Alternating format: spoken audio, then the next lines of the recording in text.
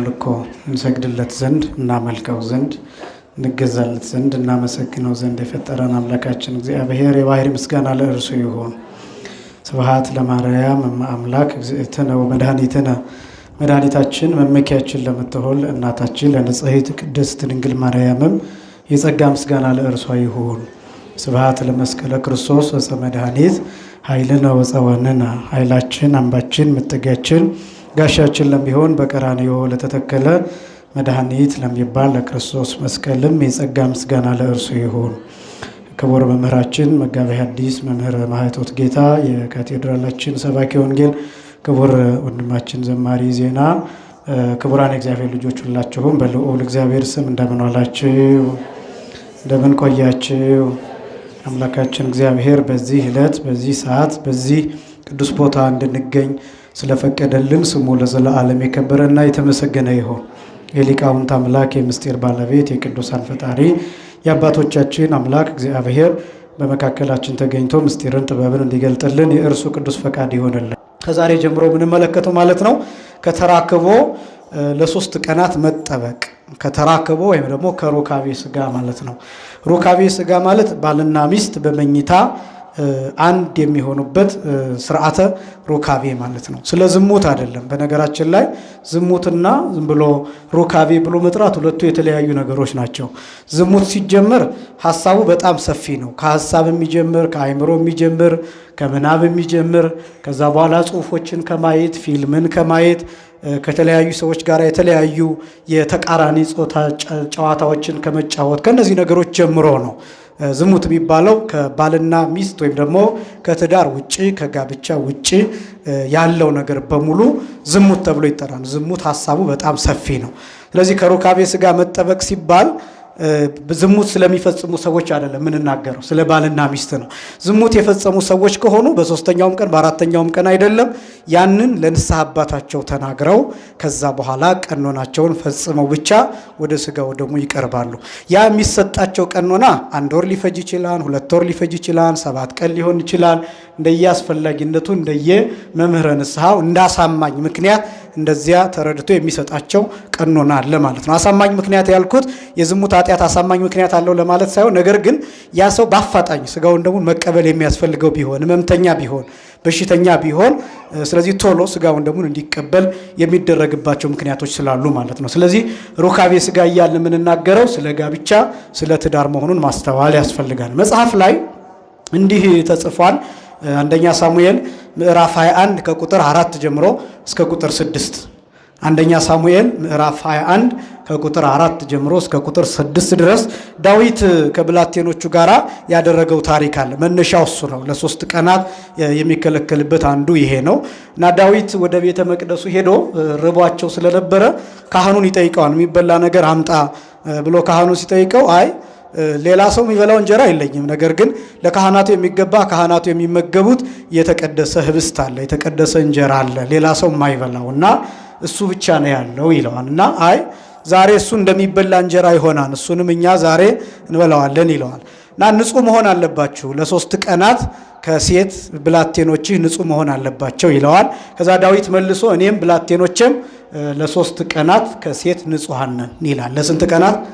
ለ3 ቀናት። ስለዚህ ይሄ 3 ቀን ንጹህ መሆናቸውን የሚያሳይ ነው። ከዛ የተቀደሰውን እንጀራ ይበላሉ። ስለዚህ 3 ቀን አንዱ መከልከል ከሩካቤ ስጋ መከልከል የሚለው እሱን ከዚህ ተነስቶ የተሰራ ስርዓት ነው። ነገር ግን አብሮ የሚነሳ ጥያቄ ይኖራል። ለምሳሌ ለምንድን የባልና ሚስት ሩካቤ የሚከለከል ነው የሚል ጥያቄ ይኖራል። ኃጢአት አይደለም። በነገራችን ላይ የባልና የሚስት ወይም ደግሞ በትዳር የሚፈጸም ሩካቤ ስጋ ወይም በመኝታ አንድ የሚኮንበት ስርዓት ኃጢአት አይደለም። እየሰማችሁ ነው አይደለም? ጋብቻ ቅዱስ ነው። መኝታው ምን እንደሆነ እንናገራለን፣ ንጹህ እንደሆነ ይሄ በደንብ ማወቅ ያስፈልጋል። ቤተክርስቲያን ለምሳሌ በሰንበት ቀን በመኝታ አንድ እንዳትሆኑ ስትከለክል ያገባችሁ ሰዎች በእመቤታችን በዓል፣ በቅዱስ ጊዮርጊስ በዓል፣ በሌሎችም በዓላት ከተቻለም ደግሞ በአጽዋማቱ በእነዚህ አጽዋማት ቤተክርስቲያን ስትከለክል በጋብቻ የሚደረግ ሩካቤ ስጋ ኃጢአት ነው፣ ነውር ነው፣ ርኩስ ነው እያለች አይደለም። ነገር ግን ሐሳቡ ምንድነው? ስለ ጋብቻ የሚጸለይበት ጊዜ እንዲገኝ ነው። ዋናው መሰረታዊው ዓላማ እሱ ነው። ለምሳሌ እሁድ ቀን ባልና ሚስት በመኝታ አንድ ከሚሆኑ ይልቅ መተው እግዚአብሔርን ቢጠይቁት የሚገኘው ጽንስ የተባረከ ጽንስ ይሆናል። እነሱ መተው እሁድ አስቀደሱ አይደለም፣ ከቻሉ ደግሞ ስጋውን ደሙን ተቀበሉ አይደለም።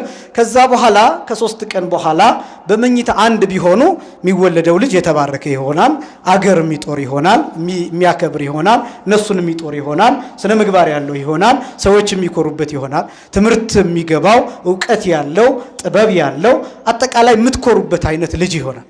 አንድ ወልዶ እልፍ ይሆናል ማለት ነው። ስለዚህ ያ እንዲሆን እንዲባረክ ስለሚፈለግ ነው። የቅዱሳንን ታሪክ ሁሉ ብትመለከቱ እንደዚህ አይነት ታሪኮችን ታገኛላችሁ። ለምሳሌ አሁን የነ አቡነ ተክለ ሃይማኖትን ታሪክ ብትመለከቱ፣ የነ ቅድስት አርሴማን ታሪክ ብትመለከቱ፣ የነ አቡነ ገብረ መንፈስ ቅዱስን ታሪክ ብትመለከቱ ገድላቸውን መጀመሪያ ስትገልጡ የምታገኙት እናት አባቶቻቸው መሃን ነበሩ፣ ልጅም አልነበራቸውም የሚል ታገኛላችሁ። እና ይሄ የሚሆንበት ምክንያት ለምንድን ነው ሲባል ስለ ልጅ እየለመኑ እየጸለዩ ቆይተው ምን አይነት ደረጃ ይደረሳል መሰላችሁ? ልጅ ብቻ የሚፈለግበት ደረጃ ይደረሳል። ያ ማለት የእንስሳዊ ጠባይ እንስሳዊ ፍቶት ጠፍቶ ስለ ሩካቤ ስጋ ማሰብ ፈቃደ ስጋ የሚባለው ነገር ይጠፋና ልጅ ብቻ በቃ ዘር ለመተካት ብቻ ይሆናል ሐሳቡ። ያንን እግዚአብሔር ይፈልገዋል። ቅዱሳን እዛ ደረጃ ሲደርሱ ነው የሚወለዱት። እናት አባቶቻቸው ሲደርሱ የቅዱሳን በረከት በሁላችንም ላይ ይደርብን እና ስለዚህ ጸሎት ያስፈልገዋል። በተለይ ደግሞ ጽንስ ሲታሰብ አሁን የቀድሞዎቹ እናቶቻችን ያው እኛ በመጽሐፍ ነው የምናነበው ብልሆች ናቸው።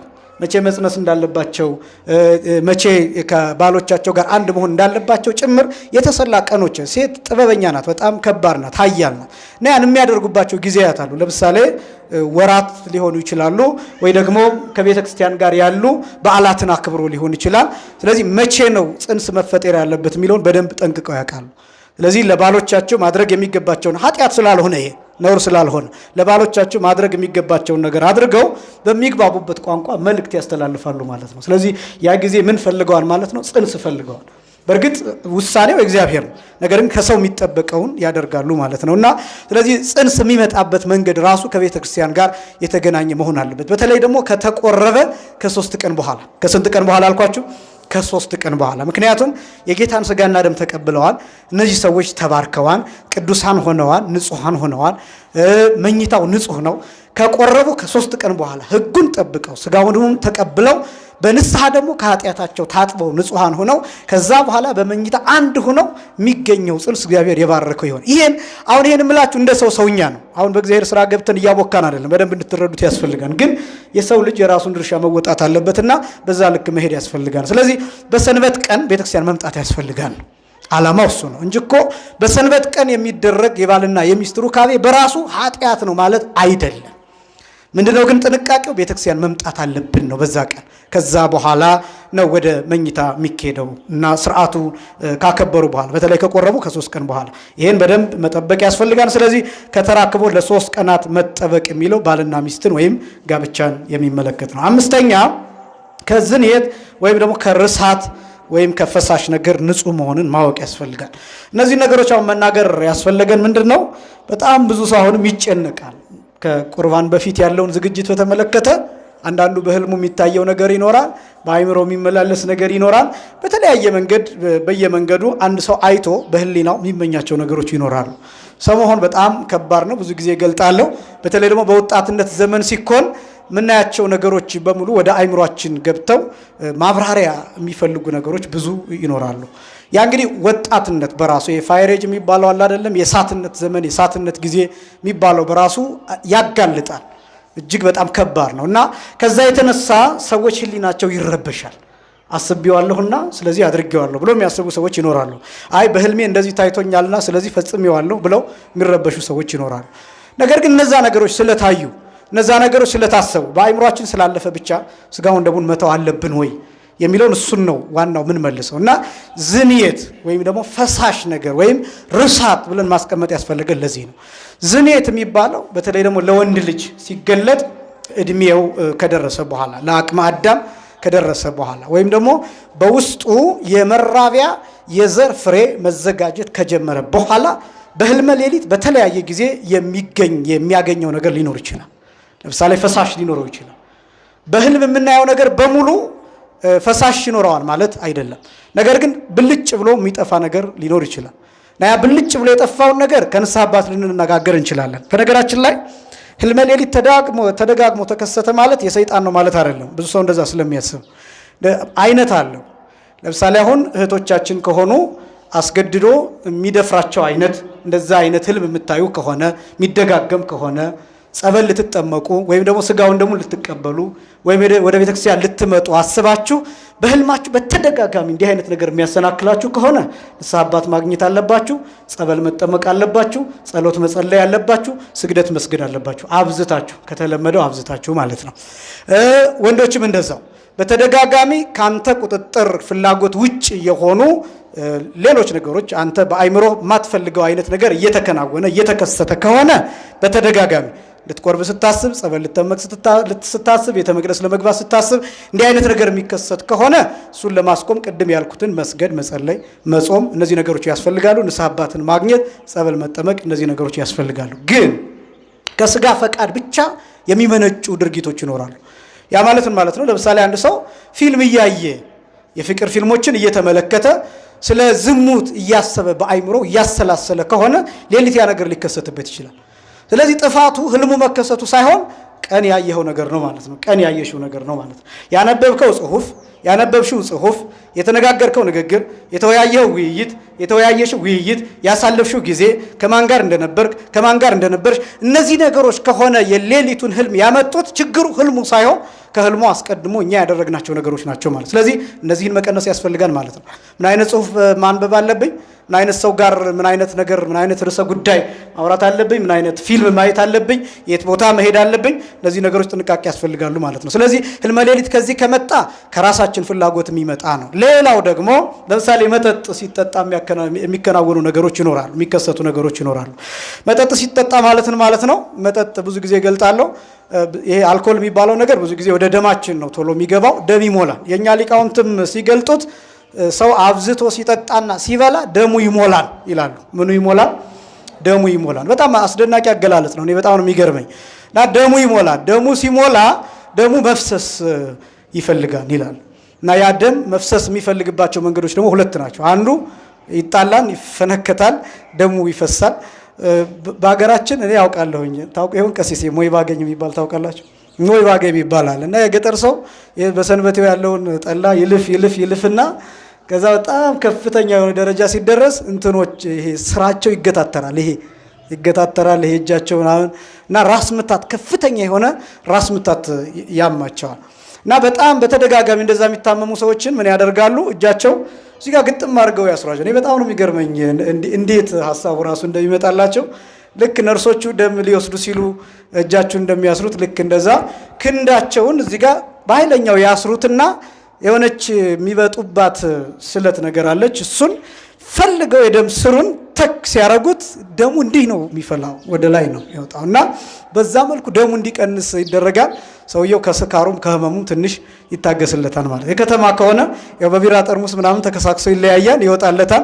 ከተደባደበ በኋላ ስካሩ ይለቀዋል ምናምን። ወይ ደግሞ ሳይፈልግ ያለ ፕሮግራሙ ከሴት ጋር ያድራን አንድ ወንድ። አያችሁ ለምን እንደመሰላችሁ? ደሙ ስለሚሞላ ደሙ መውጣት ይፈልጋል። ደሙ ከሚወጣበት አንዱ እንዳልኳችሁ ወይ መፈነካከት ወይ መበጣት ነው። ያ ካልሆነ ደግሞ ከሴት ጋር ተኝቶ ፈሳሹን በዛ መንገድ ማስወገድ ነው የሚፈልገው። አልኮል ጠባዩ እንደዛ ነው። ያለዛ እንጎላችን ይረብሻል። ረጅም ጊዜ የምናየው ነገር ይሄ ባህር ሲያይ ሜዳ ይመስለዋል፣ ገደሉ ደህና ይመስለዋል፣ ገመድ ሲያይ ዘንዶ ይመስለዋል። የሰከረ ሰው ቱቦ ውስጥ ሲገባ ጥሩ ሳሎን መስሎት ተኝቶ ሊያድር ይችላል። ስለዚህ አይምሮ እና የኛ ሊቃውንት በጣም በከፍተኛ መንገድ ሲገልጡት ምን ይላሉ መሰላችሁ? ነባቢት ነፍስ አይምሮዋን የምትስልበት ደማዊት ነፍስ ናት ይላሉ። እና ሰው አብዝቶ ሲጠጣ በጣም እየበዛ ሲመጣ ሳምባውን ያሰጥመዋል ይላሉ። እንዳልኳቸው በጣም ነው የሚገርመኝ አገላለጻቸው። ሳምባውን ያሰጥመዋል። ያ የጠጣው ለምሳሌ ቢራ ከሆነ ወይ ድራፍት ከሆነ አብዝቶ ሲጠጣ ሳምባውን ያሰጥመዋል፣ እንዲሳፈፍ ያደርገዋል። ከዛ ምን ነው የሚፈጠረው መሰላችሁ? ነባቢት ነፍስ ዕውቀቷን የምትስለው በደማዊት ነፍስ ላይ ነው፣ በሴሎቹ ማለት ነው።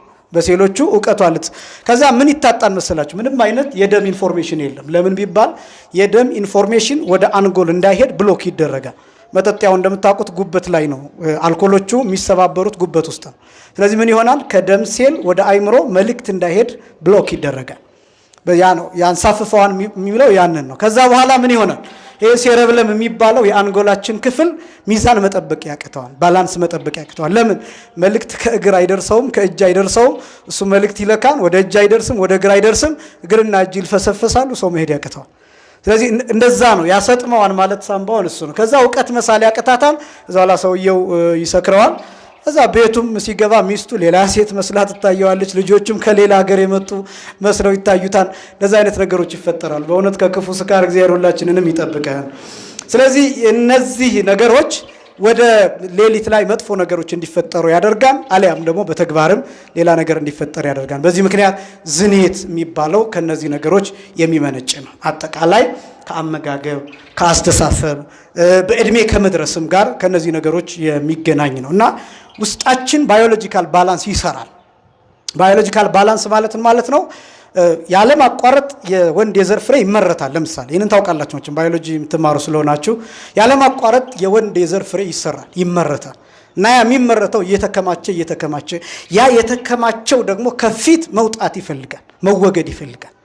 ስለዚህ እነዚህ ነገሮች በፊልም ከቀሰቀስ ነው፣ በጽሁፍ ከቀሰቀስ ነው፣ በሌላ አስተሳሰብ ከቀሰቀስ ነው፣ በምኞት ከቀሰቀስ ነው ያ በሌሊት ሊያስቸግር ይችላል፣ በራሱ መንገድ ሊወጣ ይችላል። እነዚህ ነገሮች ከስጋው ደግሞ ያስቀሩናል፣ ወደ ቤተክርስቲያን ከመግባት ይከለክሉናል፣ ጸሎት እንዳንቆም፣ ራሳችንን እንድንጠላ እነዚህ ነገሮች ያደርጋሉ። ግን ይሄ ሲደጋገም ነው እንጂ እንዳልኳችሁ በዚህ እንድትሸበሩ አይደለም፣ እንዳናበረታታው ነው። እንዲህ አይነት ነገር እንዲፈጠር ምክንያት እንዳንሰጥ ነው። እንዲህ ከሆነ ከስጋው ደግሞ መከልከል ብቻ ሳይሆን ወደ ቤተ መቅደስ መግባትም በእለቱ ይከለከላል። እየሰማችሁ ነው አይደለም? ለምሳሌ ዛሬ ሌሊት ወይም ዛሬ ለነገ አዳር እግዚአብሔር ይጠብቀንና ሁላችንም ዝኔት ቢከሰት ፈሳሽ ቢከሰት ነገ ቤተክርስቲያን አንገባም እስከ ማታ ድረስ። እስከ መቼ ድረስ አልኳችሁ? እንኳን ስጋው ደግሞ መቀበል ይቀርና። ስለዚህ ዝኔት ካለ ርሳት ፈሳሽ የሚባሉት ነገሮች ደግሞ ምን ናቸው ቢባል ርሳት የሚባለው ለምሳሌ እህቶቻችን ጋር የሚያጋጥም ማለት ነው። ይህም ለእድሜ ከተደረሰ በኋላ 12 ዓመት 13 ዓመት ሊሆን ይችላል። እንግዲህ ማንስትሬሽን የሚባለው እሱ መታየት ከጀመረ በኋላ ያለው እሱ ርሳት ተብሎ ይጠራል። ለ7 ቀናት ክልክል ነው። ስጋው ደግሞ መቀበልም መቅደስ ውስጥ መግባትም ክልክል ነው። እስከ 40 ክንድ ድረስ ብቻ መቆም ትችላላችሁ። ይሄን ታውቃላችሁ አይደለም? እስከ 40 ክንድ ድረስ። እስከ 40 ክንድ ማለት ከዚህ መቅደስ ህንፃ ጀምሮ ሲቆጠር 40 ክንድ ቆጥራችሁ 20 ሜትር አካባቢ ማለት ነው ሆናችሁ ማስቀደስ ትችላላችሁ። እንደው ለጥ ብሎ በዚህ እንትን ሲመጣ አንዳንዱ ሰው ንጹህ አይደለም እያሉ ለጥ የሚሉ ይኖራሉ። በር ላይ ቆሞ ማስቀደስም ይቻላል። በነገራችን ላይ በረከት አለው። ብዙ ጊዜ ላለው ልትቆርቡ ሁሉ ትችላላችሁ።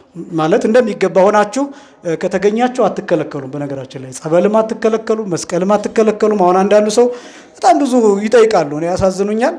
ወርሃዊ ልማድ ስንሆን መስቀል መሳለም እንችላለን የሚሉ እህቶች አሉ። መስቀል መሳለምም ይቻላል፣ ጸበል መጠመቅ ብቻ አይቻልም። ጸበል መጠመቅ የማይቻለው በነገራችን ላይ እያጠበው ስለሚወርድ ነው። ግልጽ ነው አይደለም? እንደ ውጭ ሆናችሁ መጠመቅ ይቻላል። ለምሳሌ የመጠመቂያው ቦታ ነው የማይቻለው እንጂ የመጠመቂያው ቦታ ለሰዎች ጥንቃቄ ስለሚያስፈልግ፣ ከዛ ውጪ አስፈላጊ ቢሆን በጀሪካን ጸበሉ ተቀድቶ እናንተ ልፍ ብላችሁ ካህኑ ላያችሁ ላይ ሊያፈስላችሁ ይችላል። ስለዚህ ጸበል መከልከል፣ ጸበል መጠመቅ፣ ጸበል መጠጣት፣ እነዚህን መስቀል መሳለም፣ መጽሐፍ ቅዱስ መንካት፣ ጸሎት መጸለይ፣ በቤታችሁ በቅዱሳት ስዕላት ፊት መቆም ወይም መጸለይ አትከለከሉም። ጭራሽ እንዲህ አይነት ትምህርትም የለም። ግልጽ ነው አይደለም? እንግዲህ ለራሳችሁ ሕግ ሰርታችሁ እኔ መጽሐፍ ቅዱስ አልነካም ካላችሁ መብታችሁ ነው። ከራሳችሁ ሊና የተነሳ መጽሐፍ ግን አይከለክልም። የምትከለከሉት ወደ ቤተ መቅደስ መግባት፣ መቁረብ፣ ከዛ ቀጥሎ ደግሞ ጸበል መጠመቂያ ቦታ ጸበል ልብስ አውልቆ መጠመቅ፣ ይሄን ትከለከላላችሁ። ወደዚህም መግባት የምትከለከሉት ርኩስ ናችሁ ተብላችሁም አይደለም። በጣም ማስተዋል የሚገባችሁ ዛሬ በዚህ ዘመን በአዲስ ኪዳን ዘመን የወር አበባ ወይም ደግሞ ወርሃዊ ልማድ የመርገም ምልክት አይደለም፣ የርኩሰት ምልክትም አይደለም። ዋናው ዓላማ ለሶስት ነገር ነው የምትከለከሉት። አንዱ መታሰቢያ እንዲሆን ነው። መታሰቢያ እንዲሆን ማለት ነው። በብሉይ ኪዳን እንዲህ ነበር፣ አሁን ግን ነፃ ወጣችኋል። ሔዋን በመርገም ምክንያት ይሄ አግኝቷታል ለማለት ያ እንዲታሰብ እንዲነገር ነው። ያ ማለት ነው። ለምሳሌ እናንተ ወርሃዊ ልማድ ላይ ሆናችሁ ዝም ብላችሁ እንደፈለጋችሁ ወሩን ሙሉ ቤተክርስቲያን የምትገቡ የምትወጡ ከሆነ የወር አበባ የሚባለው ነገር ምንድን ነው? አይታሰብም። አያችሁ፣ በፊት ይከለከል ነበር፣ በምን ምክንያት የመጣ ነው የሚለው አይታሰብም። አያችሁ፣ ስለዚህ እንዲታሰብ መታሰቢያ እንዲሆን ለማህበረሰቡ እየተናገራችሁ፣ ቤተክርስቲያን ምን እያደረገቻችሁ ነው? መምህራን እያደረገቻችሁ ነው። ያ ማለት በተፈጥሮ እንድታስተምሩ እንድትናገሩ፣ ምክንያቱም ከሴት ልጅ የሚገኝ ትምህርት እጅግ በጣም ከፍተኛ ስለሆነ በዛ ምክንያት መምህራን እንድትሆኑ የበፊቱን ዘመን እንድትሰብኩ ወንጌላውያን እያረጋችሁ ነው። ይህን በደንብ ፖዚቲቭሊ ማየት ያስፈልጋል። እውነቴን ነው የምላችሁ። ለምሳሌ ለማርያም መግደላዊት ነው ለመጀመሪያ ጊዜ ትንሣኤ የተሰበከው ታውቃላችሁ። በሴት በኩል ነው ሕይወት የተገለጠው። የመጀመሪያዋ ሔዋን ሕይወት ማለት ነው። ሕይወት በሔዋን በኩል መጀመሪያ ተገለጠ። ከዛ በኋላ በእመቤታችን በኩል ሕይወት መጣ። ከዛ ደግሞ በማርያም መግደላዊት በኩል ትንሣኤ ተሰበከ። ልክ እንደዛ በእናንተ በኩልም ይሄ ይሰበካል ማለት ነውና የመጀመሪያው መታሰቢያ ነው። ሁለተኛው እዚህ ብትገቡ በተለይ በጥንቱ በአሁን እንኳን ያው የንጽህና መጠበቂያ ያለ ነገር ግን ከጥንቱ ጀምሮ ባለው ለመከላከል ደሙን ሊያስቸግር ስለሚችል ጠብ እንዳይል እዚህ ደግሞ መፍሰስ ያለበት የማን ደም ብቻ ነው? የጌታ ደም የክርስቶስ ደም ብቻ ስለሆነ ለዛ ጥንቃቄ እንዲባል እንዳትገቡ ትከለከላላችሁ። ሁለተኛው። ሶስተኛው ደግሞ ለተመስጦ አይመቻችሁ፣ ለአንቃይዶ አይመቻችሁ።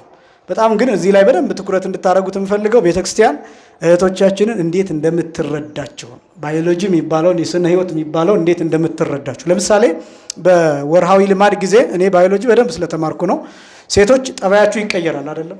ለዛም ሆርሞናል የሆነ ቼንጅ ነው የሚኖረው፣ የሆርሞን ለውጥ ማለት ነው። ለምሳሌ አንዳንዶቹ ይነጫነጫሉ ይባላል፣ አንዳንዶቹ ወገባቸውን ያማቸዋል፣ አንዳንዶቹ ሊማቱ ሁሉ ይችላሉ። ባገኙት ነገር ወይም ያገኙትን ነገር ወርውረው ሊማቱ ሁሉ ይችላሉ፣ ይታመማሉ። ተመስጦ አይመቻችሁም። አይምሯችሁ እጅግ በጣም የኮንሰንትሬሽን ሉዝ ታደርጋላችሁ። ማንበብ አትችሉም፣ ማጥናት አትችሉም። በዚህ ምክንያት ለማስቀደስ ብትገቡ ላትረጋጉ ትችላላችሁ። እንደየ ሴቶቹ ጠባይ ሊለያይ ይችላል። ያ ህመም አለ። በዚህ ምክንያት ማስታወክም ጭምር ሊኖር ይችላል። ስለዚህ እነዛ ነገሮች ቤተ መቅደስ ውስጥ ስለማይፈቀዱም ጭምር በዚህ ምክንያት የራሳቸው ቦታ ተሰጥቷቸው በሁለተኛው ቅጽር እንዲቆዩ ይደረጋል ማለት ነው። ተረድታችሁኛል ሐሳቤን? ቤተክርስቲያን ከዚህ አንጻር ነው የምትረዳው፣ ከተመስጦ ከጸሎት አንጻር። እረፍትም ጭምር ይፈቀዳል። በነገራችን ላይ እረፍት ሲባል እንድትሰንፉ አይደለም ይሄን የምነግራችሁ። ለምሳሌ ወራዊ ልማድ ላይ በሆናችሁበት ሰዓት ረጅም ጸሎት ማድረስ ላይጠበቅባችሁ ይችላል። አትጸልዩ አይደለም ሐሳቤ እያልኳችሁ በእግዚአብሔር ፊት አትቆሙ ሳይሆን ረጅም ጸሎት ለማድረስ የማይመች ሁኔታ ላይ ብትሆኑ ከቻላችሁ መልካም ነው፣ ለሰማዕትነትም ጭምር ይቆጠራል። ግን በዚያ ሰዓት ረፍት ጭምር ብታደርጉ ቤተክርስቲያን ትፈቅድላችኋለች። ለምን ቢባል የተፈጥሮ ጉዳይ ነው። ይሄ የተፈጥሮ ደግሞ በሴቶች በእህቶቻችን የሚከሰት ነው፣ ከባድም ጭምር ነው።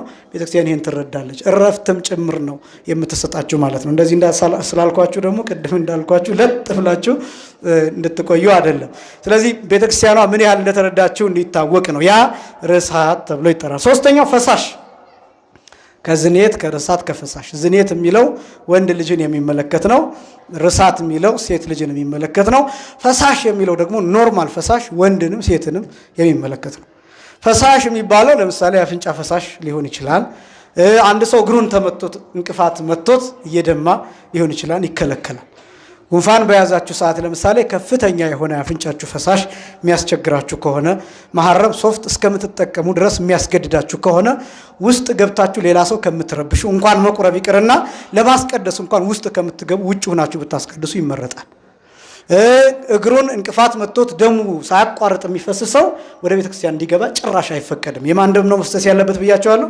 የጌታ ደም የክርስቶስ ደም ነው መፍሰስ ያለበትና ስለዚህ ፈሳሽ በጣም ወሳኝ ነገር ለሁሉ የሚከለከል።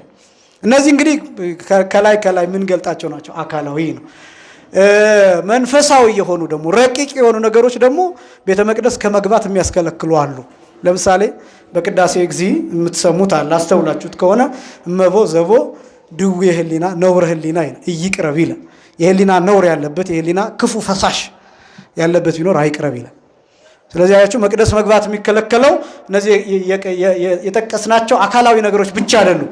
ውስጣዊ ነገር፣ ልባዊ ነገር፣ አይምሯዊ ነገር፣ ሐሳባዊ ነገር፣ ረቂቅ ነገር፣ ክፉ መጥፎ ነገር ከአይምሯችን የሚወጣ ከሆነ እሱ ይሸታን ይከረፋል። እሱ መቅደስ ውስጥ መፍሰስ የለበትም። ለዚህ ነው ዲያቆኑ ሲናገር ይህንን የካህኑን ቃል ያቃለለ የሚለው ትዝ ይላችኋል። ወይም የሳቀና የተነጋገረ ወይም በቤተ ክርስቲያን ውስጥ በምን የቆመ ቢኖር ይላል? በክፋት የቆመ ቢኖር። ጌታችን ኢየሱስ ክርስቶስን ምን እንዳለው እንዳሳዘነው፣ በእርሱም ላይ ምን እንዳለ እንደተነሳሳ ይወቅ ይረዳ። ስለ በረከት ፋንታ መርገምን፣ ስለ ኃጢአት ስርየት ፋንታ ገሃነመ እሳትን ከማን ዘንድ ይቀበላል? ከእግዚአብሔር ዘንድ ይቀበላል የሚል አዋጅ አለ። ይሄ አዋጅ ከባድ ነው። በክፋት የቆመ የሚለው በክፋት የሚለው ዝሙትን የሚመለከት አይደለም። በክፋት የሚለው ተንኮልን ነው። እንዳልኳችሁ በዝሙት መቆም ይገባን አይደለም እያልኩ ያለሁት፣ ግን በጣም የከፋ የሚባለው ይሄ ነው። በጣም የከፋ የሚባለው ክፋት፣ ተንኮል። እግዚአብሔር ከዚህ ሁላችንንም ይጠብቃል። ስለዚህ ከዝኔት ወይም ከርሳት ፈሳሽ ንጹህ መሆንን እርግጠኛ መሆን ያስፈልጋል። ቅድመ ቁርባን ዝግጅት የሚያስፈልገው ይሄ ነው። ከዛ ውጭ ደግሞ የልብ ንጽህና ነው። ስድስተኛ አሁን የመጀመሪያው ማመን ብለናል። ሁለተኛው ከኃጢአት ንጹህ መሆን ብለናል። ሶስተኛ ለ18 ሰዓታት ከምግብ ውሃ መከልከል ብለናል። አራተኛ ከሩካቤ ለስንት ቀናት መጠበቅ? ለ3 ቀናት መጠበቅ ብለናል። አምስተኛ ከዝኔት ወይም ከርሳት ወይም ፈሳሽ ነገር ከነዚህ ንጹህ መሆኑን እርግጠኛ መሆን። ስድስተኛ የግል ንጽህናን መጠበቅ። የግል ንጽህናን መጠበቅ ይሄ በብዙ መልኩ የሚተረጎም ነው። አሁን የግል ንጽህና መጠበቅ ሲባል የመጀመሪያው አካላዊ መጠበቅ ነው፣ አካላዊ ንጽህናን መጠበቅ ነው። ሁለተኛው ደግሞ የልብስን ንጽህና መጠበቅ። በጣም ብዙ ሐሳብ አለ። አሁን ይሄ የግል ንጽህና መጠበቅ ሲባል ሻወር መውሰድ፣ ንጹህ መሆን፣ ገላን መታጠብ፣ እነዚህ ሌሎች ጠረን የሚያመጣ ነገር እሱን ማስወገድ፣ ከራስ ጠጉር ጀምሮ እስከ እግር ጥፍር ድረስ ያሉትን አካል ንጹህ ማድረግ በተቻለ መጠን የመጀመሪያው አካላዊ ንጽህና የሚባለው ይሄ ነው። ምንም አይነት ነገር። ሁለተኛው ደግሞ የልብስ ንጽህና መጠበቅ ሲባል ልብሱ በጣም ነጭ መሆን ወርቅ መሆን ምናምን ላይጠበቅበት ይችላል። ብዙ ጊዜ እናገራለሁ፣ ለጌታ ስጋና ደም ምንም አይነት ልብስ ብንለብስ የሚመጥነው አይደለም። ያው የምንችለውን ነጭ ልብስ ለብሰን እንቆርባለን፣ መልካም ነው። ነገር ግን ምን እላለሁ ሁል ጊዜ ከሌላችሁ ነጭ ልብስ መግዛት የማትችሉ ከሆነ ለስጋው ደግሞ ይገባን ብላችሁ የምታስቡትን ልብስ ማግኘት የማትችሉ ከሆነ ቡትቱ ለብሳችሁ ያልተቀደደ ልብስ ለብሳችሁ ግን የታጠበ ልብስ ምን ያለ ልብስ አልኳችሁ? የታጠበ ልብስ ለብሳችሁ መቁረብ ትችላላችሁ። በጥቁር ልብስ ያለህ ጥቁር ልብስ ከሆነ ተረድታችሁኛል ሐሳቤ? በጥቁር ልብስ ያላችሁ ጥቁር ልብስ ከሆነና አቅም የማይፈቅድላችሁ ቢሆን ግድ አይደለም። የባህል ልብስ ማሰፋት ምናምን እንደዚህ ዘርፈፍ ያለ ቬሎ የመሰለ ልብስ አሰፍቶ መቁረብ እሱ ግድ አይደለም። ለስጋው ደግሞ የሚያስፈልገው ንጹህ አካልና ውሃ የደረሰ ልብስ። አንድ የምታስታውሱት ወንጌል አለ፣ የማቴዎስ ወንጌል ምዕራፍ 22 ላይ የሰርግ ልብስ ያለበሰ የሚለው ትዝ ይላችኋል። ከመንገድ ተለቅመው የገቡ ናቸውና የመጀመሪያ መልእክት ይላካል። እዛ እነሳኞቹ ለሰርጉ የተገቡ አይደሉም። እዛ ሁለተኛ መልእክት ይላካል። እነዛም ደግሞ አንፈልግም፣ አንድ ወደ ንግዱ ወደ እርሻው ምናምን ሄዱ ይላልና ከዛ እነዚህ የታደሙት የተጠሩት ሰዎች ሳይመጡ ሲቀሩ ሂዱና ዝም ብላችሁ ከመንገድ ሰዎችን ለቃቅማችሁ አምጡ፣ ሊበቃ ያለው ይዛችሁ ነው ተብለው ይላካሉ። እና ከዛ እነዛን ሰዎች ይዘው ይገባሉ ወደ ሰርጉ። እና ወደ ሰርጉ ከገቡ በኋላ የሰርጉ ባለቤት ደጋሹ ባለጸጋው ንጉሱ ወደ ሰርጉ መጥቶ የተጠሩትን የገቡትን ሰዎች ሲፈትሽ አንድ ሰው የሰርግ ልብስ ያለበሰ ሰው አገኘ ይላል። የሰርግ ልብስ ያለበሰ ሰው እና ይሄን የሰርግ ልብስ ያለበሰውን ሰው ለይቶ አውጥቶ ለምንድን ነው የሰርግ ልብስ ያለበስከው ብሎ ይጠይቀውና ውሰዱት፣ ወደ ውጪ ጥርስ ማፋጨት ወዳለበት፣ ጨለማ ወዳለበት፣ ስቃይ ወዳለበት ውሰዱት ብሎ ሰውየው ወደዛ እንዲወጣ ይደረጋል። አሁን እንዲጠይቃችሁ ታውቃላችሁ። ሰዎቹ የመጡት ከየት ነው ብለናል? ከመንገድ ነው፣ ከጎዳና ነው አይደል የገቡት። እነዚህ ሰዎች ሲወጡ ሰርግ ብለው ነው የወጡት? አይደለም፣ ለሰርግ ብለው አልወጡም። ዝም ብለው ከመንገድ ነው የመጡት፣ ከጉሊት ከምናምን ነው የመጡት። እነዚህ ሰዎች እንደዛ ሆነው ወደ ሰርግ ከገቡ ለምንድን ነው ከነዛ መካከል ይሄ ሰውዬ ተለይቶ የሰርግ ልብስ ያለበሰው ብላችሁ ጠይቃችሁ ታውቃላችሁ? ይህን መተርጉማኑ ምን ይላሉ መሰላችሁ? ምስጢሩ ያንኑ የለበሰው ልብስ ከውሃ ባደረሰው ብሎ ሲጠይቀው ነው ይላሉ። ያ ማለት ባጠበው ንጹህ ባደረገው ነው አንዱ። ግን ዋናው ምስጢር በዛ ጊዜ በእስራኤላውያን ልማድ ወደ ሰርጉ አዳራሽ ሲገባ እኛ ካርድ ነው የምናሳየው አይደለም፣ የተጠራንበትን ካርድ እናሳያለን። በእስራኤላውያን የሰርግ ባህል ግን ምን አለ? እዚህ ትከሻቸው ላይ ሲገቡ ከበር የሚያደርጉት ትከሻቸው ላይ የሚያደርጓት እንደ ቆብ አይነት ነገር አለች። ያ ግን የሚሆነው የመጡት ሰዎች ልክ ይሄ አሁን ይሄ ግቢ የሰርጉ አዳራሽ ነው ብለን ብናስብ ከበር ሲገቡ ይሰጣቸው ትከሻቸው ላይ ይደረጋን፣ ትከሻቸው ላይ ይደረጋን፣ ይገባሉ፣ ትከሻቸው ላይ ይደረጋን፣ ይገባሉ። ልክ ሱፐር ማርኬት ሄዳችሁ ገዝታችሁ ስትወጡ ቼክ እየተደረገ በባርኮድ እንደምትወጡት ልክ እንደዛ ማለት ነው። እና ይሄ ሰው ያንን አላደረገም። ሌሎቹ ትከሻቸው ላይ አድርገው ገብተዋል። ይሄ ሰው ግን ይሄን አላደረገም። እዛ ገብቶ ሲፈትሽ ይሄ ሰው ሳያደርግ ተገኘ። የሰርግ ልብስ ሳታደርግ ለምን ገባ ተብሎ የተጠየቀው ለዚያ ነው። አሁን ምን ማለት መሰላችሁ? ስርዓቱን ሳትጠብቅ ለምን ገባ ነው። ቡትቱ ነው ልብስ ሳታጥበው ለምን መጣ? ጥቁር ነው ልብስ ነጭ መግዛት አልቻልክም። ነገር ግን ያን ጥቁር ልብስ እንደ ቆሸሸ ይዘው ልትመጣ አይገባም። አያችሁ፣ አካልህን ውሃ አስነካው። ሳሙና ብታጣ፣ ሌላ መታጠቢያ የተለየ ነገር ብታጣ ውሃ ነክተህ መምጣት አለብህ። ቧንቧ ውሃ ብታጣ ወንዝ ሂደህ ታጥበህ መምጣት አለብህ። አየህ፣ ለስጋው ደግሞ ውሃ ረኩብ ለኩሉ ተብሎ ነው የሚገለጠው። ለሁሉ የሚገኝ ለሁሉ የተሰጠ ሁሉ የሚያገኘው ነው። ስለዚህ ራስን ውሃ አስነክቶ መምጣት ይገባል ማለት፣ ታጥቦ ንጹህ ሆኖ መምጣት ይገባል ማለት ነው። ስለዚህ ለስጋው ደግሞ አካላዊ ንጽህና እና የልብስ ንጽህና መጠበቅን ያስፈልጋል። ከዛ ደግሞ ሁልጊዜ የምገልጠው አገላለጥ አለ። አስተውላችሁ ሰምታችሁ ከሆነ ንጽህናን መጠበቅ የሚባለው ደግሞ ብዙ ሽቱ ተቀብቶ መምጣትም አይደለም። ምክንያቱም እነዚህ ነገሮች በራሳቸው ውስጥ የሚፈጥሯቸው ጫናዎች አሉ። አሁን አንዳንድ ሰው ያው ልቆርብ ነው ወይ ደግሞ ላስቀድስ ነው ይልና የሌለ ሽቱ ላይ ደፍቶ የሚመጣ ሰው አለ። ለምሳሌ አለርጂ ያለባቸው ሰዎች ይኖራሉ። የሽቱ አለርጂ ያለባቸው ሲሸታቸው ወዲያውኑ ያስነጥሳቸዋል፣ ወዲያውኑ ፈሳሽ ይጀምራቸዋል። እነዚህ ሰዎች አሁን ሊቆርቡ የመጡ ሰዎች ቢሆኑ በማይወዱት ሽቱ ምክንያት ወይም ደግሞ ጥሩ ነው ብለን እኛ በተቀባነው ሽቱ ምክንያት ሌሎች ሰዎች እንኳን ከመቁረብ መከልከል ይቅርና ከቤተ መቅደስ ሁሉ ሊወጡ ይችላል። ለዛ የሚታመሙ ሰዎች አሉ። ስለዚህ አንድ ሰው ሽታውን በመጠን ማድረግ አለበት። የሽቱን መጠን በመጠን ማድረግ በቃ ቢቻል ራሱ ምንም የተለየ ሽታ ባይኖር የተለየ ጠረን ባይኖር ምንም እዚህ ስንመጣ እግዚአብሔርን በሽቱ ልናስገርመው አንችልም። እግዚአብሔርን ደስ የምናሰኘውና የምናስገርመው ከኛ በሚወጣው መንፈሳዊ ጠረን መንፈሳዊ መዓዛ ክርስቶስን በመሽተታችን ከዛ በዕጣን መዓዛ እንጂ እኛ በምንቀባው ሽቱ እግዚአብሔርን ልናስገርመው አንችልም፣ ልናስደንቀውም አንችልም። ደግሞ እግዚአብሔር የሚፈልገው መዓዛ የኛን ሰውነት መዓዛ ነው፣ የኛን የክርስትና መዓዛ ነው፣ የኛን ሕይወት መዓዛ ነው፣ ከዛ የዕጣኑ መዓዛ ነው። እና ክርስቲያን ሲመጣ ውሃ እየሸተተ መጥቶ ከዚህ ሲወጣ ደግሞ ዕጣን እየሸተተ ነው መሄድ ያለበት። ዕጣን በጣም ብዙ አሁን ለሽታዎች በጣም እንትን ከመሆናችን የተነሳ የሽታ በጣም አዳፕቴሽን ውስጥ ከመሆናችን የተነሳ የዕጣኑ ሽታ አይሸተንም። ታውቃላችሁ፣ አስተውላችሁ ታውቃላችሁ? ዕጣን አሁን ጭስ ነው የሚሆንብኝ እንጂ አይሸተንም። ለምን መሰላችሁ? አፍንጫችን በጣም ብዙ ነገር ጠግቧል። አሁን ለምሳሌ ገጠር ብትሄዱ የዕጣኑ መዓዛ እዚህ ስትገቡ አይደለም፣ ገና ማዶ ሆናችሁ ቤተክርስቲያኑ ያለበት ደኑን አጸዱን ማየት ስትጀምሩ ገና ይሸታቸዋል የዕጣኑ ጠረን። ገዳማት ስትሄዱ ገና ከሩቅ ይሸታቸዋል። እዚህ ካህናቱ እየዞሩ እያጠኑን ራሱ ሊያፍነን ይችላል፣ ሊያስለል ይችላል እንጂ ዕጣኑ አይሸተንም። ለምን እንደሆነ ታውቃላችሁ? የዓለም ሽታ ለምደናል። እኛ ብዙ ሽቱ ለምደናል፣ ብዙ ሳሙና ለምደናል። በዚህ ምክንያት የቤተክርስቲያኑን ጣዕም መዓዛ ማጣጣም አንችልም። በጣም ትልቁ ችግር ይሄ ነው። እነዚህ ነገሮች ደግሞ ወዴት ገብተዋል መሰላችሁ? ይሄ ወደ አለመደሰት ባለን ነገር በገኘነው ነገር በእነዚህ ነገሮች አለመደሰት በቃ መተን ብዙ ምቾት እንፈልጋለን። ለዚህ ነው አሁን እዚህም ስንመጣ አሁን ወንበር ተለምዷል። ለምሳሌ አሁን እዚህ አፈር ላይ ተቀመጡ ብላችሁ ማናችሁም አትቀመጡ። ለምን? ለምዳችኋል ምቾት። ከዚህ በኋላ ምን አይነት ወንበር እንደምትፈልጉ ልንገራችሁ። ቀስ እያለ ኧረ የላስቲክ ወንበር ላይማ አልቀመጥም፣ አስተዳዳሪዎች የሚቀመጡበት ወንበር ለእያንዳንዳችን ይደረግልን ማለት ትጀምራላችሁ። ለዚህ ነው እኮ አሁን ጉባኤ ላይ የምንቸገረው ሁሉ ለዛ ነው። አሁን ህዝቡ ኧረ መሬት ላይ እንዳይሆን ባካችሁ እዚህ ሁኑ ባካችሁ። አንዳንዱ ከኋላ መሆን ይፈልጋል። ለምን? ትምህርቱ ካልተመቸው አቋርጦ መሄድ የሚፈልግ ሰው አለ። ስለዚህ አድብቶ የሚጠብቅ ሰው አለ። ከፊቱን እምቢ መሀል ላይ የሆናን ከፊት ያለው ከኋላ ያለው ሲመጣ አይዛጋማ ሰው አለ ብሎ ከኋላ ይሆን። በቃ ብዙ ነገሮች ዝብርቅርቅ የሚሉብን ምቾታችንን እንፈልጋለን። በዚህ ውጡ በዚህ ግቡ መባል አንፈልግም፣ መታዘዝ አንፈልግም። ብዙ ሰው እንደዛ ነው የሚያስበው እና በዛ ምክንያት ነው ይሄ ደስታ የሚባል ነገር የራቀን። ለዚህ ነው አምላካችን ለሁላችንም ደስታችንን ይመልስልን።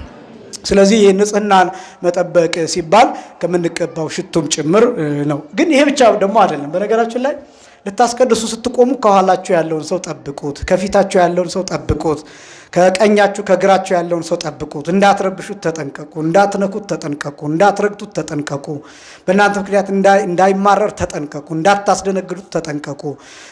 ድምፅ የሚረብሸው ከሆነ እሱን ሁሉ ጠብቁ። ያ ቦታ ከሆነ ለሱ የሚመቸው ልቀቁለት። ያ ማለት ተገቢ እኮ አይደለም። ይሄን ለዛኛው ሰው ይሄን እንነግራለን። ለምሳሌ አንዳንድ ሰው መጥቶ ይሄ እኮ ነው የምቆምበት ነው እና አያቴ ቅድመ አያቴ ሲቆሙበት የነበረ ነው ብሎ የሚያስለቅቃችሁ ሰው ይኖራል። ግን እናንተ ምን ታደርጋላችሁ? እንደተማረ ሰው አይ ችግር የለውም ቤተክርስቲያን ነው ያለሁት እና እዚህ ጋር ቆሚ እናቴ እኔ እዚህ ሆናለሁ ችግር የለውም። ትልቅ ሰው ሲመጣ ማክበር፣ በተለይ ደግሞ እንግዳ ሰው ካያችሁ ደግሞ ያንን እንግዳ ሰው ማክበር፣ ቤተክርስቲያኑ እንዲወደው እንዳይጨነቅ። ሌላ ጊዜ አሁን እኛ የምናደርገው ምንድነው? እንግዳ ሰው ሲመጣ ሁሉም ሰው ፍጥጥ ብሎ ያየዋል። ያ ሰውዬ ላይመለሱሉ ይችላል፣ ከዛ በኋላ ወደ ቤተክርስቲያን ላይመጣውሉ ይችላል። እና ወጣቶቹ በነገራችን ላይ የሚሳቀቀው ብዙ ወጣት በዚህ ምክንያት ነው። ለምሳሌ ነጠላ ለብሶ መጥቶ ከፊት ለፊት ሲቆም ቢታይ እናቶች ምን ሊሉት ይችላሉ? ይሄ ደግሞ አይን አውጣ፣ የማን ፈጣጣ ነው? የቷ ፈጣጣ ነች ሊባል ይችላል። ስለዚህ ይፈራሉ፣ ይሸሻሉ። በዚህ ምክንያት ቤተክርስቲያን መምጣት ይፈራል። ለዚህ ነው ውጭውን የሚለው። ወጣት ቁሞ የማይጸልይበት ምክንያት አንዳንዴ ከእናቶቻችን ከአባቶቻችን የሚወጣው ቃል አንዳንዴ ጥሩ ስላልሆነ ነው። ይሄ ዲስሪስፔክት የሚያደርግ ነገር፣ ስብዕናቸውን ያልጠበቀ እንደዚህ አይነት ነገሮች ስለሚኖሩ በዛ ምክንያት ጥንቃቄ ያስፈልጋል። ልጆችን ማበረታታት ያስፈልጋል። ወጣቶች ደግሞ ሲመጡ ማሳየት፣ እዚህ ጋር ቆሚ፣ ጎበዝ እንኳን መጣሽ፣ ጎበዝ እንኳን መጣ ብሎ ድጋፍ ማሳየት፣ ፍቅር ማሳየት፣ እነዚህ ነገሮች በሙሉ ንጽህናን መጠበቅ ናቸው። ምን አይነት ንጽህና ሲባል የሰውነት ንጽህና፣ የክርስትና ንጽህና፣ የኦርቶዶክሳዊነት ንጽህና፣ የቤተክርስቲያን ክብር እነዚህን ማሳየት ሲቻል ሰዎች ይመጡና ደስ ብሏቸው ሲሄዱ መመለስ ይናፍቃሉ። ግን እኛ የምናደርገው አዲስ ሰው ሲመጣ እናገለዋለን። በዚህ ምክንያት አይዛኮ እኔ አንድ ሐመር መጽሔት ላይ የቆየ መጽሔት ላይ ያነበብኩት ውጭ ሀገር ነው፣ አገሩን አልነግራችሁም። እና ያ ሰው ጥያቄ ጠይቆ ነው። እና ምን አይነት ጥያቄ ነው የሚጠይቀው ሰውየው? እኔ የእንደዚህ ሀገር ሰው ነኝ ብሎ ነው የሚጠይቀው። እና እዛ ቤተክርስቲያን ሲሄድ ግን የዚህ ሀገርና የዚህ ሀገር ሰዎች ብቻ ናቸው ያሉት። ልብ በሉ፣ ውጭ ሀገር ነው። የዚህ ሀገር ሰዎችና የዚህ ሀገር ሰዎች፣ ሀገሩን ላለመጥራት ነው። የዚህ ሀገር ሰዎችና የዚህ ሀገር ሰዎች ብቻ ነው ያሉት። እና ሲሄድ እኔን ያገሉኛል።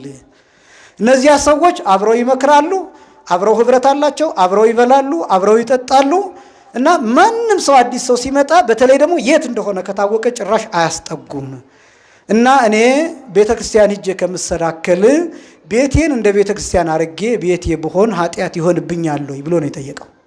እና ተመልከቱ እንግዲህ እንዲህ አይነት ነገሮችን በቃ ይሄ በጣም ማህበራዊነት የሚባለው ህብረት የሚባለው አንድነት የሚባለው ትተዋወቃላችሁ። አሁን እርስ በርስ እዚህ ስትመጡ በተለይ የአጥቢያው ምእመናን ትተዋወቃላችሁ እርስ በርስ። ለመልካም ነገር ነው የምላችሁ፣ ለበጎ ነገር ነው የምላችሁ። ያው ይሄ የሰንበት ማህበራት አሉ፣ መልካም ነው። የሰንበት ትምህርት ቤቱ አለ፣ በጣም መልካም ነው። እዚህ አካባቢ ያለ ሰው በጣም መልካም። እንደ ክርስቲያን ህብረት ያለው መሆን አለበት። በፍጹም ነጠላ የለበሰ ሰው ማተብ ያሰረ ሰው ከየትም ይምጣ መገለል የለበትም። እንደው አዲስ ሰው ከተገኘ ያን አዲስ ሰው መንከባከብ ሁሉ ያስፈልጋል። በሀገራችንን የማውቀው በተወለድኩበት አካባቢ ጸጉረ ልውጥ የሚባል ሰው ከተገኘ እንክብካቤ ሁሉ ነግራቸው አልችልም። ቤት ሰርተው ይሰጡታል፣ መሬት የሚያርሰው ለጊዜው ብለው ይሰጡታል፣ ጥንድ በሬ የሚያርስበት ብለው ለጊዜው ያውሱታል። በጣም ያ ሰው ፍጹም ይሄ የውጭ ሰው እንዳይሰማው ይደረጋልና ይሄ በክርስቲያን ህብረት እጅግ በጣም ወሳኝ ነገር ነው። ይሄ ለስጋው ደግሞ ለመቀበል ለማስቀደስ ቤተክርስቲያን ለመኖር በጣም አስፈላጊ ነገር ነውና እነዚህን ሰፋ አድርጎ ማሰብ ያስፈልጋል። እግዚአብሔር ለሁላችንም ማስተዋሉን ያድለን። ስድስተኛ ይሄ ነው። ጊዜ ቁርባን የሚለውን በጣም አጭር ነው፣ እሱን ቶሎ ልናገርና ልጨርስ። 6 ነገሮችን ነገርኳችሁ። አንደኛ ማመን። ምን ማለት አልኳችሁ? ከቁርባን በፊት ያለው ዝግጅትን ነው ማመን ብያቸዋለሁ። ማመን የሚለው የጌታን አምላክነት ማመን፣ ሁለተኛው ደግሞ ህብስቱና ወይኑ ተለውጦ ስጋ ወልደ እግዚአብሔርና ደሞ ወልደ እግዚአብሔር እንደሚሆን ማመን ብዬ ሁለቱ ነገሮችን ነገር። ሁለተኛው ከኃጢአት ንጹህ መሆን ባጭሩ ንስሐ መግባት ማለት ነው። ሶስተኛው ደግሞ ከሩካቤ ለስንት ቀናት መጠበቅ፣ ከ18 ሰዓታት ከምግብና ከውሃ መከልከል ሶስተኛው። አራተኛው ከሩካቤ ለስንት ቀናት? ለ3 ቀናት መጠበቅ። አምስተኛው ከዝኔት ወይም ከርሳት እና ከፈሳሽ ከነዚህ ንጹህ መሆንን እርግጠኛ መሆን ማለት ነው። በነገራችን ላይ በጣም ይሄ አሁን አንዲት ልጅ አንዳንዶቹ ያሳዝናሉ። እውነት ለመናገር በግልጽ ሲጠየቅ እንደው ከባድ ይመስላል፣ እኛ ጸያፍ ይመስለናል እንጂ አንዲት ልጅ የጠየቀችኝ አለ። አሁን ትናንትና ከለቀቁት ቪዲዮ ስር የጻፈችልኝ ኮሜንት ላይ እና ብትገቡ ታገኙታላችሁ። እና ልጅቷ ምንድነው ያለችው? የማያቋርጥ የማህፀን ፈሳሽ አለኝ እና መቆረብ እችላለሁ ወይ የሚል ጥያቄ ነው። አሁን እንደዚህ አይነት ነገሮች ሲሆኑ ከንስሐ አባት ጋር መነጋገር። ምን ጊዜም አንድ ነገር የማይቀር ከሆነ እንዳልኳችሁ ብዙ ጊዜ የምለዋል፣ በስጋው ደግሞ ጉዳይ ኤክሰፕሽናል ኬዞች አሉ። ግን እነዚህ ኬዞች በምን የሚታዩ ናቸው? በንስሐ አባት። ንስሐ አባት ማለት አንድ ፍትሐ ነገሥት ነው እያችኋለሁ፣ ታስታውሱ እንደሆነ። አንድ ምንድን ነው አልኳችሁ? ፍትሐ ነገሥት። ያ ማለት ፍትሐ ነገሥት ውስጥ ያለውን ነገር ከሰዎቹ ጋር አስማምቶ መወሰን ይችላል። መጠየቅ ካለበት እሱ በክህነቱ ሊጠየቅ ይችላል። ማለት አላስፈላጊ ነገሮችን ካደረገ፣ ከሃይማኖት የወጡ ዶግማ የሚያፋልስ እነዚህ ነገሮችን ካደረገ ስለ ክህነቱ ይጠየቅበታል። ከዛ ውጭ ግን የእናንተ ድርሻ ካህኑ ሃይማኖታችሁን ካዱ እንዳይላችሁ፣ ሥላሴ 4 ናቸው በሉ ወይም 2 ናቸው በሉ እንዳይላችሁ፣ የእመቤታችን አማላጅነት የጻድቃን የሰማዕታት ተራዳይነት ካዱ እንዳይላችሁ፣ የቤተክርስቲያንን ልዕልና ካዱ እንዳይላችሁ እንጂ ከዛ ውጭ ግን በቀኖና ጉዳይ ላይ ያላችሁን አድርጉ ብያችኋለሁ። ካህኑ ያላችሁን አድርጉ። ምክንያቱም ራሱ ካህኑ ፍትሐ ነገሥት ነው። ይሄ በጣም ወሳኝ ነገር ነው። ስለዚህ እንዲህ አይነት አሁን እቺ እህታችን እንደጠየቀችው የማያቋርጥ የማህፀን ፈሳሽ ካለባትና ይሄ መቼም ነገም ከነገ ወዲያ የማይተዋት ከሆነ ከንስሐ አባት ጋር ተነጋግራ ልትቆርብ ሁሉ ትችላለች። በነገራችን ላይ ከዚህ በፊት ነግሬያቸዋለሁ አይደለም? ከስርዓተ ቀኖና ተወግዞ ከስርዓተ ቤተክርስቲያን ተወግዞ የተለየ ሰው ሊሞት ቢልና ሊቆርብ ቢፈልግ ምን ይሁን ብያቸዋለሁ? ይቁረብ። ፍትሐ ነገሥቱ የሚያዘው ነው ብያቸዋለሁ። የተወገዘ ሰው ለምሳሌ ቤተክርስቲያን ያወገዘቻቸው ሰዎች አሉ አይደለም? አሁን ተሐድሶ ብላ ያወገዘቻቸው ሰዎች አሉ። ከነዚህ ሰዎች መካከል ሊሞት የሚያደርስ ህመም ቢገጥመውና መጥቶ እባካችሁ መቁረብ ፈልጋለሁ ከመሞቴ በፊት ብሎ ቢለምን ይቆርባል ብያቸዋለሁ። ከቆረበ በኋላ ደግሞ ይሄ ሰው ቢድን ከማህበሩ እንዳይለይ ነው የሚደረገው። እሱ ራሱ አይ አልፈልግም አንዴ ድኛለሁ ብሎ ካልሄደ በስተቀር ፍትሐ ነገሥቱ አንቀጽ 12 እና 13 ብዬ ነግሬያቸዋለሁ። እና አንዳንድ ጉዳዮች አሉ ከኛ አቅም በላይ።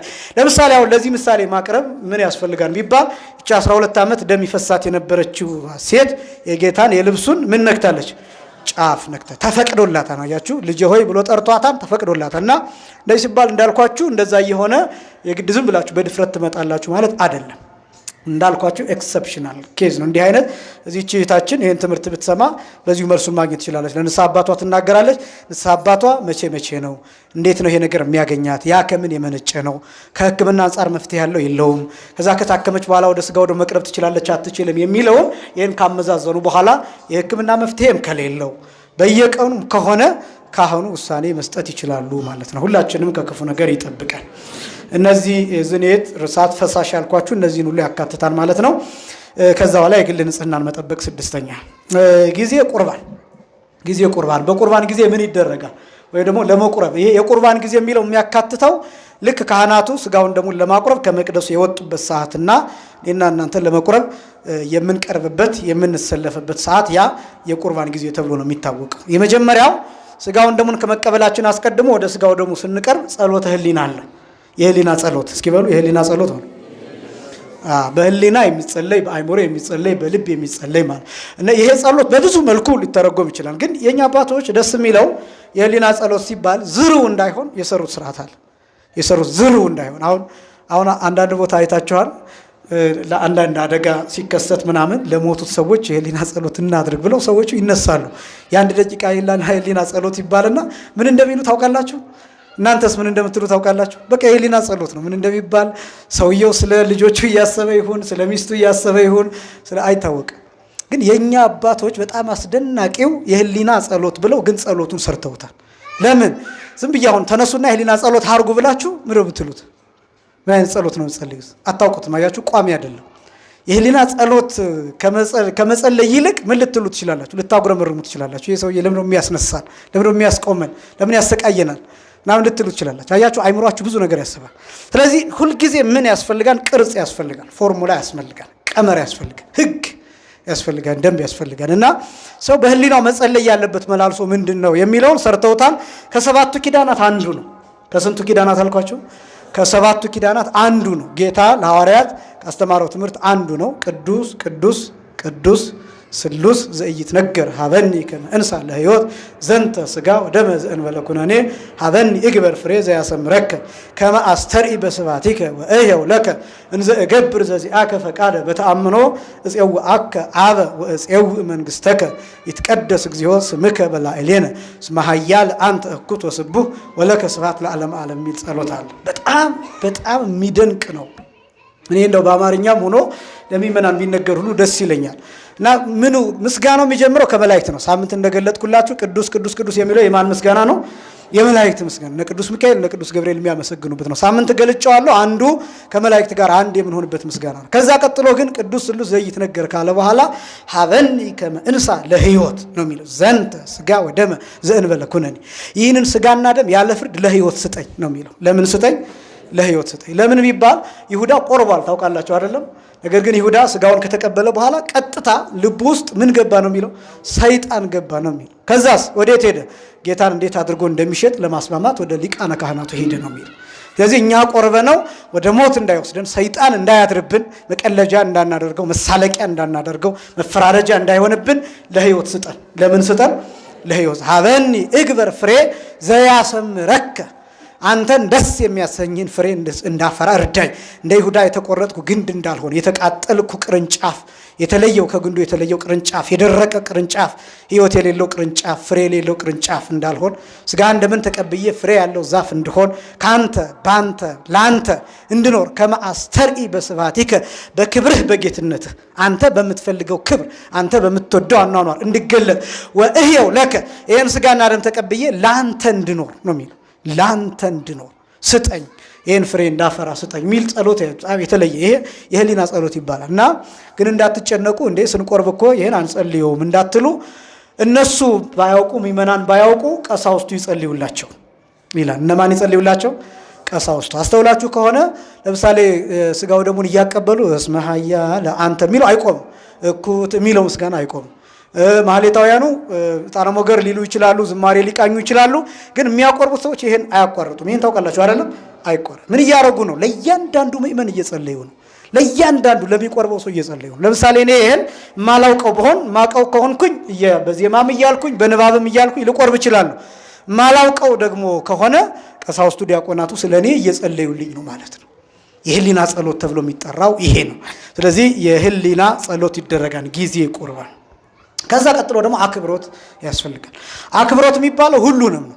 ሁሉንም መቅደሱን ማክበር፣ የምትረግጡትን መሬት ማክበር፣ ስጋው ደሙን ማክበር፣ የሚያቀርቡትን ካህናት ማክበር፣ የሚያቆርቡትን ደም የሚሰጡትን ዲያቆናት ማክበር፣ የሚያስተባብሩን ሰዎችን ማክበር፣ ከዛ ደግሞ ካጠገባችሁ ያለውን ሰው ማክበር። ለምሳሌ አንድ ሰው ልቅደምህ ቢል እንደው አይባልም እንጂ በቁርባን አስቀድሙት። ስጋውን ደሙን መቀበል ካንተ ቀድሜ መሄድ ፈልጋለሁ ቸኩዬ ነው ቢላችሁ ለምሳሌ እንደው እንደዛ አይደረግም። ትልልቅ ቦታዎች ከ2 ከ3 ሰዓት በላይ ይፈጃን ቁርባን። እኔ ሐዋሳ ገብርኤል አንድ ጊዜ ቁርባን ላይ 1 ሰዓት ተኩል አስተምሬያለሁ። ቁርባን ላይ 1 ሰዓት ተኩል ማለት ነውና ሰፊ ጊዜዎች የሚወስዱባቸው ጊዜያት አሉ። ስለዚህ ህፃናትን ይዘው ለምሳሌ የታመመ ሰው ቢኖር ያው የማዕረግ ደረጃዎች አሉ። በነገራችን ላይ የማዕረግ ደረጃዎች ማለት ቀድሞ ማን ነው የሚቆርበው፣ ከዛ ያው አሰላፊዎቹ ባሰለፉት መሰረት ሊከናወን ይችላል። ግን እናንተ አጠገብ ያለው ሰው ቀድሞ መቁረብ ቢፈልግ ደግሞ ታስቀድሙታላችሁ። ስለዚህ በዛ ሰዓት አክብሮት መኖር አለበት። ልምምዱ ምንድነው መሰላችሁ? በዚያ ሰዓት ያ የምታሳዩትን አክብሮት ከቆረባችሁም በኋላ ታስቀጥሉታላችሁ። ደጋግሞ መቁረብ ወደ ጭምትነት ያመጣል፣ ወደ መረጋጋት ያመጣል፣ ልምድ ይሆናል። ለምሳሌ ለመቁረብ ስትዘጋጁ የነበረው ዝግጅት አለ አይደለም? ሳታውቁት እሱ እናንተን በቃ የሆነ ልሙጥ ያረጋቸዋል፣ ያለሰልሳቸዋል። ለምሳሌ እነዚህ የዘረዘርናቸው አሉ ከመቁረብ በፊት ያለው ጾም እነዚህ። ከዛ ደግሞ እየቆረብን ደግሞ የምናሳየው አክብሮት አለ። ከዛ ከቆረብን በኋላ ያለው ወደፊት የምንገልጣቸው እነዚህ ዓለምን ቀዥቀዥ አለ አይደለም? ያ ሳታስቡት ይሰራችኋል። የሆነ ሰዓት ላይ ራሳችሁን ቅዥቅዥ ትሉ የነበራችሁ ሰዎች እርግት ብላችሁ ታገኙታላችሁ። ለምሳሌ ዲያቆናት ብዙ ጊዜ ከመሾማቸው በፊት በጣም ቀልቃሎች የሚባሉ አይነት ሊሆኑ ይችላሉ። ግን ልክ ዲቁና ተቀብለው ከዛ ምስጢር አይተው ያው ውስጥ የሚመከር ምክር አለ። ባለፈው እንዳልኳችሁ ለዲያቆናቱ የሚሰጥ ምክር አለ። እንግዲህ አንተ ከዚህ በኋላ ዲያቆን ነህ፣ ከዚህ በኋላ ልጅ አይደለህም፣ ከዚህ በኋላ ሕፃን አይደለህም፣ ከዚህ በኋላ ኃላፊነት አለብህ፣ ይሄን ትፈጽማለህ፣ ይሄን ታደርጋለህ፣ ይሄን ለሌላ ሰው አትናገርም፣ ይሄን ምስጢር ትጠብቃለህ፣ ይሄን ታደርጋለህ ተብሎ ይነገረዋል። በግርማ ይነገረዋል። በጣም እኔ በህይወት ዘመን አሁን ማረሳው ለምሳሌ ዲቁና ተቀብዬ ትንሽ ቀናት ቆይቼ ከዛ በኋላ ልክ ገብቼ ቤተ መቅደስ ገብቼ ምስጢር ሲያሳዩኝ ያገኘሁት ቄስ በፊት ማቀው ነው። ግን ቄሱ ማቀው አይደለም ይመስለኝ፣ ሌላ መልአክ ወይ ደግሞ ከሰማይ የወረደ እንደዛ ነው ይመስለኝ። እና ሲነግረኝ ኮስተር ብሎ ከዚያ በፊት ያጫውተኝ የነበረው እንደ ህፃን ልጅ ሲያጫውተኝ የነበረው ያን ጊዜ ሌላ ሰው ሆኖ ተቀይሮ ይሄ እንዲህ ነው ያ መልክ እስካሁን አይጠፋብኝም፣ እስካሁን አይኑሮ ይላል። እና ዲያቆናት ይሄ ኃላፊነት ይሰጣቸዋል። ከዛ በኋላ ምን እንደሚሆኑ ታውቃላችሁ? ይቀየራሉ፣ ኃላፊነት የተሰጣቸው ይሆናል። በተለይ ደግሞ ውጭ ሀገር ያየኋቸው እንትኖች አሉ። ህፃናት ሆነው ዲቁና ይቀበላሉ። ውጭ ሀገር ነፃነት አለ ታውቃላችሁ። ለወላጆቻቸው የማይታዘዙ የነበሩት ቤተ መቅደስ ውስጥ ከገቡ በኋላ ዲያቆናት ከሆኑ በኋላ የተለየ ኃላፊነት ይይዛሉ። የተለየ ኃላፊነት እና ያ በጣም ምኑ መሰላችሁ እንደዛ የሚሰራቸው ስጋውን ደሙን ይቀበላሉ። ያ ምስጢር ይነገራቸዋል። ያን ምስጢር ይጠብቃሉ። ከዛ ጭምት ይሆናሉ፣ የተረጋጉ ይሆናሉ። እና በጣም አስደናቂ ነው። እንደ ሁላችንም ለስጋው ደግሞ ያብቃል። ስለዚህ አክብሮት የሚባል ይሄ ነው። ከዛ ቀጥሎ ሰጊድ አለ። ሰጊድ ሲባል መሬት ላይ ተደፍቶ መስገድ አይደለም። መስገድ አይገባም አይደለም ለስጋው ደግሞ። ነገር ግን ለስጋው ደግሞ የሚቀርቡ ሰዎች ቢሰግዱ ሰዎች ሊረግጧቸው ይችላሉ፣ አፈር ለሰው ሊነሱ ይችላሉ። የተለያየ ነገር ሊያጋጥም ስለሚችል መሬት ወድቆ መስገድ ሳይሆን ነገር ግን በርከክ ማለት ወይም ደግሞ ጎንበስ ማለት በዚህ የሚሰጥ አለ። ይሄ ሰጊድ ተብሎ ይጠራል። ስጋውን ደግሞ ልንቀበል ልክ ስንደርስ ለስጋውም ለደሙም ሰግደን ስጋውንና ደሙን እንቀበላለን ማለት ነው። ከዚያ ቀጥሎ ትኩረትን መሰብሰብ ያስፈልጋል። ደግሞ ዋና ይሄ ነው። ትኩረትን መሰብሰብ ሲባል ምን ማለት ነው? አሁን ለምሳሌ ልትቆርቡ እየቀረባችሁ በቀኝ በኩል ያለውን አይታችሁ ይሄ ደግሞ ምንድነው የለበሰው ምን አይነቱ ሰው ነው እያላችሁ በግራ ያለውንም እያያችሁ ከዛ ደግሞ ዲያቆኑንም እያያችሁ ይሄ እዛ ቦታ ማቀው ዲያቆን አይደል እንዴማ እንዴት ይሄኛው ቄስ እዚህ ቦታ ማቀው እንዴት የማያቆርበኛል እያላችሁ የምታስቡ ከሆነ ከስጋው ደግሞ ጋር ትጣላላችሁ። በህሊናችሁ ምን እየሰራችሁ ነው? ኃጢአት እየሰራችሁ። ስለዚህ በጣም ትኩረትን መሰብሰብ ይፈልጋል። ይሄ ብቻም አይደለም፣ ስለምትቀበሉት ስጋና ደም ፍጹም ስጋና ደም እንደሆነ ማመን አለባችሁ። ይሄ አእምሯችሁ እንዲታዘዝ ማድረግ አለባችሁ። ትኩረትን መሰብሰብ የሚባለው ይሄ ነው። ከዛ እንዳይነጥብ መጠንቀቅ ነው። ስጋውን ትቀበላላችሁ፣ ጨረስኩኝ እኔ። ስጋውና ደሙን ስትቀበሉ እንዳይነጥብ መጠንቀቅ ያስፈልጋል። ያ ማለት ነው ልክ ስንቀበል ከአፋችን፣ በነገራችን ላይ አሁን ይሄ ስትቆርቡ ምንድን ነው ማላመጥ ይቻላል ነው አይቻልም ነው የተባላችሁት? በእናንተ ቋንቋ ማኘክ ይቻላል ነው አይቻልም ነው የተባላችሁት? የምታውቁት ምንድን ነው? ይቻላል አይቻልም? አይቻልም ምን ላይ ሰማችሁት? ግን በእርግጥ ምናልባት የምንቀበለው መጠን ሊለያይ ይችላል። ያው እነዚህ ነገሮች በግልጽ በእርግጥ የካህናቱ ስራ ነው ይሄ። ነገር ግን እኛ ስንቀበለው ምናልባት ትልቅ ቢሆን ለምሳሌና ለመዋጥ ብንቸገር ማላመጥ ይቻላል። ነገር ግን በቀስታ ማኘክ፣ ምክንያቱም እንዳያንቅና ሌላ ችግር ደግሞ እንዳይፈጠርም ማለት ነው። ስለዚህ ጥንቃቄ ይፈልጋል እሱ እና አነብላችኋለሁ ማስረጃ ስላላይ ነው እያሉ ነው ቀሲስ እንትኑ ግብረ ሐዋርያት ላይ ማነው ቅዳሴ ሐዋርያት ላይ አለ ቁጥር 119 ላይ እንዲህ ይላል። ወእምዝ ይላል ይብላ ዘተመጠወ ይላል፣ የተቀበለውን ይብላ ይላል። ወበጊዜ ተመጥወቱ ይላል ይደሉ ከመ ያንብዕ እዲሁ ዲበ አፉሁ ይላል። መጀመሪያ አፉን እጁ ላይ ማስቀመጥ አለበት ይላል። ደስ የሚለኝ የከተማው ሰዎች ብዙዎቹ ሲቀበሉ አለቻቸው እንደ መሐረብ ነገር ደስ ይላል። ያን ከዛ በኋላ የት እንደምታስቀምጡት አላቅም፣ ግን ያን ይይዛሉ አፋቸው ላይ ያደርጋሉ። በጣም ጥሩ ልማድ ነው በነገራችን ላይ ለአክብሮተ ሥጋው ደሙና። ይሄ ግን የሚለው ገጠር ሲሆን እንዲህ አይነት በጣም ቅንጦት ያለው ነገር ስለማይኖር እጅህን ብቻ አፍህ ላይ ታስቀምጣለህ ማለት ነው። ስለዚህ ወበጊዜ ተመጥወቱ ይደሉ ከመ ያንብዕ እዲሁ ዲበ አፉሁ ይልና እጁን አፉ ላይ አስቀምጦ ሳይታይ ማለት ነው። ወይ ይኮ በለሆሳስ ይላል። እዛ በቀስታ ያዛውረው፣ ምላሱን ያዛውረው፣ ያርጥበው። ያ ማለት ለመዋጥ እንዲመች ለማድረግ ማለት። ምክንያቱም ከህሊና የተነሳ በእርግጥ እንዳልኳችሁ ትንሽ ከሆነና ለመዋጥ የማይከብድ ከሆነ እንደዛ ቢዋጥ መልካም ነው።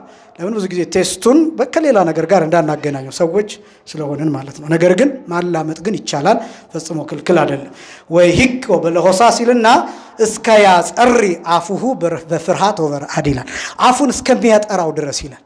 ያ ማለት ነው ልክ ውስጥ ከገባ በኋላ በትናጋችን በመንጋጋችን በተለያየ ቦታ ተጣብቆ የሚቀር እንዳይኖር፣ ከዛ ደግሞ ያ በተለያየ ምክንያት ስናወራ ስንናገር እንዳይነጥብ ወደ መሬት እንዳይወድቅ በምላሱ አፉን እሽት ጽድት አድርጎ ያለውን ነገር ወደ ውስጥ መዋጥ አለበት፣ ማከናወን አለበት፣ መሰብሰብ አለበት። ይህም እንደምን ይቆጠራል? ዮሴፍና ኒቆዲሞስ የጌታን ሥጋ ከመስቀል አውርደው ገንዘው በአዲስ መቃብር እንዳስቀመጡት ይቆጠራል።